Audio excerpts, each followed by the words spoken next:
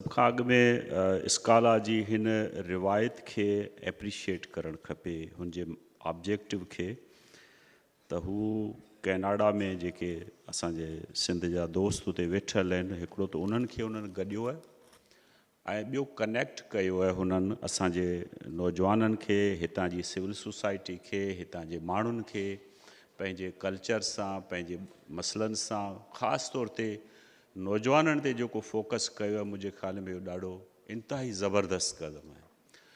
हिन खां अॻु में लास्ट ईयर बि हिननि जा हैदराबाद में प्रोग्राम थिया हुआ, हिते थिया हुआ, असां गॾिजी हिननि सां गॾु प्रोग्राम कुझु कया हुआ।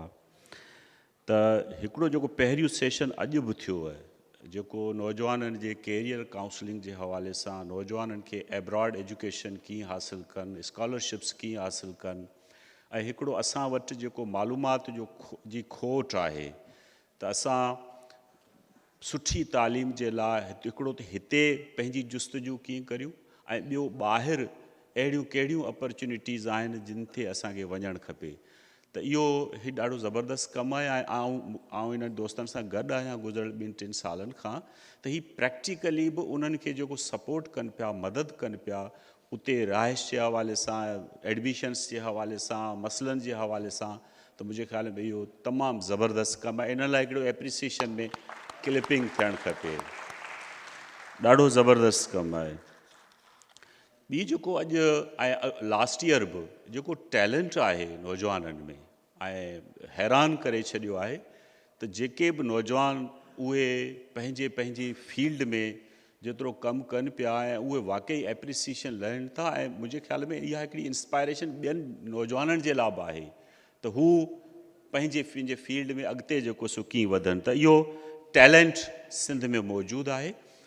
हिकिड़ो राजा सांद उमरकोट मां वेही हेॾो सॼो ज़बरदस्त कमु थो करे ऐं उन शाह जी रिसाले खे ऐं हुन ऐप जे ज़रिए टेक्नोलॉजी ज़रिए हिकिड़े ॻोठ मां मुंहिंजे ख़्याल में इन खां मथे ॿी कहिड़ी ख़िदमत थी सघे थी असांजो नौजवान जेतिरो माजिद भुरगड़ी जेको असांजे लाइ मुंहिंजे ख़्याल में असांखे मक़रूज़ कयो आहे उन जहिड़ो ई क़दम मुंहिंजे ख़्याल में राजा सांद ही हेतिरो जेको सो कमु कयो मुंहिंजे ख़्याल में इहो इंतिहाई क़ाबिल फ़ख़्रु आहे।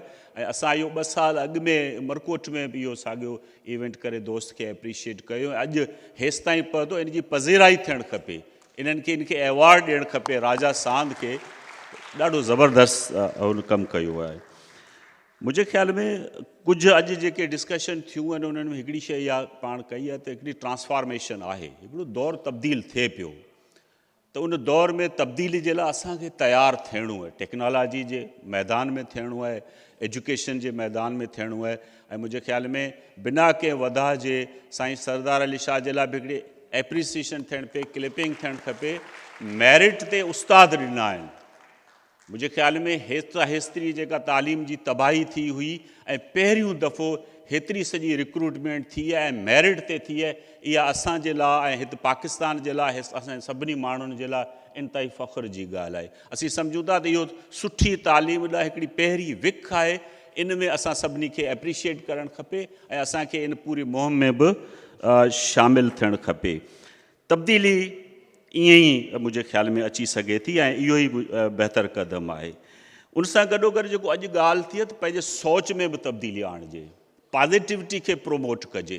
जेका गुल महतुल्लो साहिबु ॾाढी ज़बरदस्त ॻाल्हि कई त असां वटि हमेशह मायूसी जूं फैक्ट्रीज़ लॻल आहिनि, जेको जंहिंजो कमु ई आहे त तबाह थी वियो, ही थी वियासीं, हू थी वियासीं, ॿिए पासे ही राइज़िंग सिंध, ॿिए पासे ही नौजवान जेके हेॾे तालीम सां हेॾे मुख़्तलिफ़ स्किल्स सां साम्हूं आया आहिनि।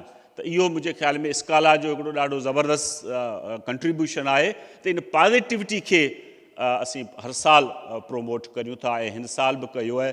अञा इलाही असांजा नौजवान रहिजी विया आहिनि जेके अॼु हिते स्पीच जिन खे करणी हुई, पर मुंहिंजे ख़्याल में इहे सभु हिक ॿिए खां वधीक आहिनि, सभु हिक ॿिए खां वधीक आहिनि ऐं इहो ॾाढी ज़बरदस्त जेका सा ॻाल्हि आहे।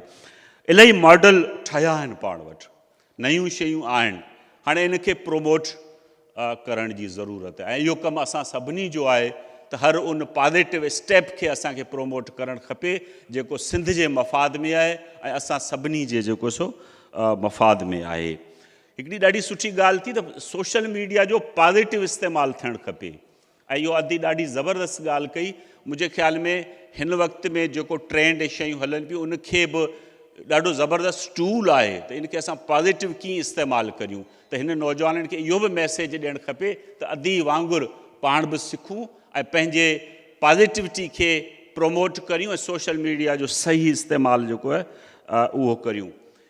ॿी शइ जेका आई त मुआशी बहरान आहे, इहो ग्लोबल आहे, पाकिस्तान में बि आहे, सिंध में बि आहे। पाण वटि इन जो मुक़ाबिलो एंटरप्राइज़ सां करिणो आहे, पाण वटि मुक़ाबिलो हुनर सिखण सां करिणो आहे, पाण खे मुक़ाबिलो बिज़नेस सां करिणो आहे। त मुंहिंजे ख़्याल में इहो बि अॼु असांखे इहो रियलाइज़ सभिनी खे बि थियो आहे त नंढा नंढा बिज़नेस जिन दोस्तनि ॻाल्हि कई त नंढा नंढा बिज़नेस सां असीं पंहिंजो पाण जेको आहे हिन बहरान मां निकिरी सघूं था। त अचो त माण्हुनि खे इन जी फ़नी तालीम ॾियूं, असीं कॉटेज इंडस्ट्री खे प्रोमोट करियूं, घरनि में पंहिंजूं प्रोडक्ट ठाहियूं। जॾहिं पंजाब जे हर घर में नंढियूं नंढियूं प्रोडक्ट्स ठहनि थियूं, सिंध में छो नथियूं ठही सघनि। असीं चवंदासीं सिंध स्मॉल इंडस्ट्रीज़ जा ॾाढो हिकिड़ो सुठो डॉक्यूमेंट मुंहिंजी नज़र मां गुज़रियो आहे। गवर्नमेंट ऑफ सिंध जा नुमाइंदा वेठा आहिनि।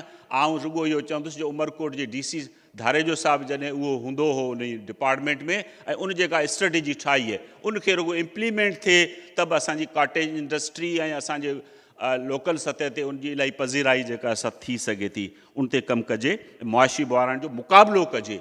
ऐं क्लाइमेट चेंज जा इम्पैक्ट अञा घणा ईंदा, हिन साल बि ईंदो, थी सघे थो जेको प्रिडिक्शन आहे त हिन साल बि जेके इहे अहिड़े ॿोॾूं अची सघनि थियूं। हिन वक़्त में बि असांजे ॿोॾ में फाथल माण्हू अञा ताईं जेके ॾाढी ॾुखी ज़िंदगी पिया गुज़ारीनि। त मुंहिंजे ख़्याल में असांखे रिज़िलियंट थियणो आहे, असांखे थोरो पंहिंजो पाण खे हिमत करे स्किल्ड थियणो आहे, असांखे इन जो मुक़ाबिलो करिणो आहे। उन मुक़ाबले जे लाइ असांखे पंहिंजो पाण इक्विप्ड थियणो पवंदो, स्किल्ड थियणो पवंदो ऐं पंहिंजे रोज़गार जा मौक़ा जेके आहिनि सो तलाश करणा पवंदा।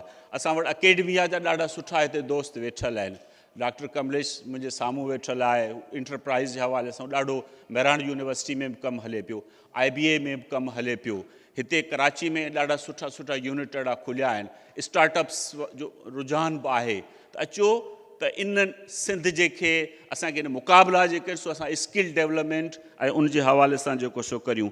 आउं सलाहूं ॾींदुसि त असां वटि कल्चरल मेला ॿिया टा इहो सुठा आहिनि, इहे हुजणु खपनि। हैप्पीनेस बि असांजे लाइ ज़रूरी आहे, एंटरटेनमेंट बि असांजे लाइ ज़रूरी आहे, पर असांजे अदब ते, साइंस ते, असांजे इन्हनि ॿियनि मौज़ुअनि ते बि, इंटरप्राइज़ ते, ॿियनि शयुनि ते बि असांजा मेला लॻणु खपनि। नौजवाननि खे इंस्पायर करणु खपे। हीअ बि हिकिड़े क़िस्म जो उहो अहिड़ो इवेंट आहे जंहिंमां अॼु असां सभिनी खे जेका असां इंस्पायरेशन जेका मिली आहे।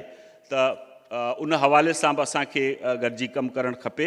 ऐं जेको ॻाल्हि दोस्तनि कई हुई, हिकिड़ी अधी ॻाल्हि कई त सिन्फ़ी इम्तियाज़ जे हवाले सां, जेंडर डिस्क्रिमिनेशन जे हवाले सां इलाही मसइला आहिनि।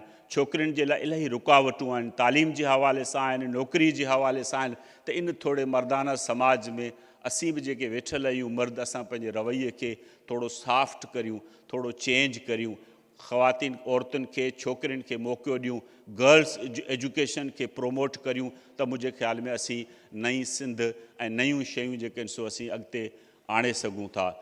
वॾी महिरबानी, थैंक यू सो मच तव्हां सभिनी दोस्तनि जो तव्हां ॿुधो ऐं हेॾी सॼी इंस्पायरेशन ॾिनी। वॾी महिरबानी।